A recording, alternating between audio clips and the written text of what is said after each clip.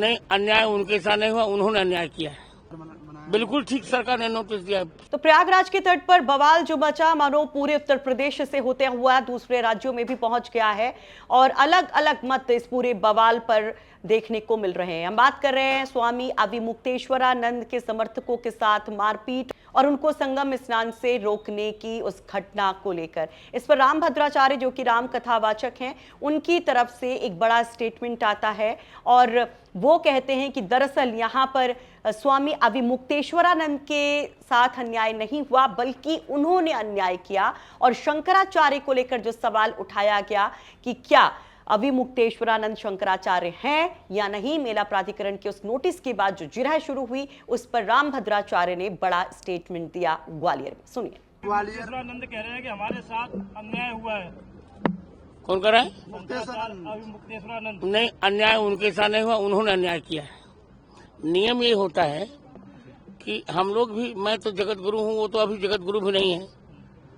नियम यह है कि गंगा तक रथ से नहीं जाया जाता। जब पुलिस ने रोका था उनको कि आप मत जाइए, हम लोग स्वयं संगम में पैदल जाते हैं, तो अन्याय उन्होंने किया था।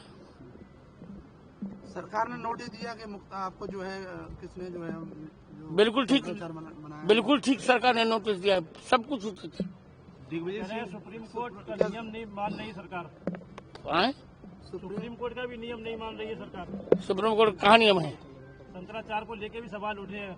अभी सुप्रीम कोर्ट ने शंकराचार्य को बनाया ही नहीं। दरअसल इस पूरे विवाद की शुरुआत 18 जनवरी को मौनी अमावस्या के मौके से होती है, जब संगम के तट पर डुबकी लगाने के लिए श्रद्धालुओं का सैलाब था।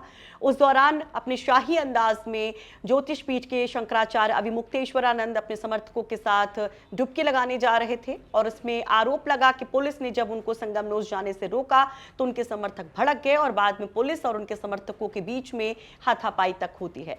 कई तस्वीरें उसके बाद सोशल मीडिया पर सामने आती हैं जिसमें पुलिस पर संतों के अपमान, संतों के साथ मारपीट, पटकों को खींच करके उनके साथ बर्बरता के आरोप लगते हैं। इस पर सियासत भी शुरू हो जाती है। अखिलेश यादव खुद स्वामी अविमुक्तेश्वरानंद से फोन पर बात करते हैं और अपने एक डेलीगेशन को वहां पर भेजते हैं। माता प्रसाद पांडे पहुंचे अविमुक्तेश्वरानंद से मुलाकात के लिए और कांग्रेस समेत तमाम और सियासी दल बीजेपी को घेरने लगते हैं। इन सब के बीच में अविमुक्तेश्वरानंद अपनी जिद पर अड़े हुए हैं कि उनको उनका सम्मान मिलना चाहिए। प्रशासन के बड़े अधिकारी उनसे माफी मांगी जिन्होंने उनका अपमान किया। मेला प्राधिकरण की तरफ से एक चिट्ठी भेजी जाती है और उसमें पूछा जाता है कि पहले ये बताइए कि आपको शंकराचार्य कैसे कहा जाए। इस पर जवाब भी दिया जाता है सुप्रीम कोर्ट के उस मामले को लेकर जहां पर यह मामला लंबित है और इस पर संत समाज की भी अलग अलग प्रतिक्रियाएं देखने को मिल रही हैं। हालांकि शंकराचार्य अविमुक्तेश्वरानंद को समर्थन दिया है द्वारका पीठ के शंकराचार्य सदानंद महाराज ने।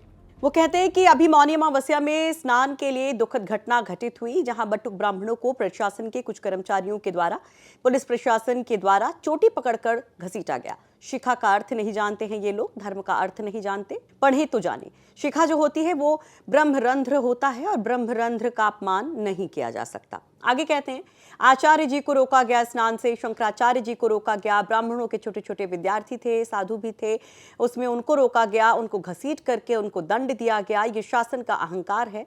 ये सत्ता हमेशा नहीं रहती है, कभी अपनी सत्ता का दुरुपयोग नहीं करना चाहिए।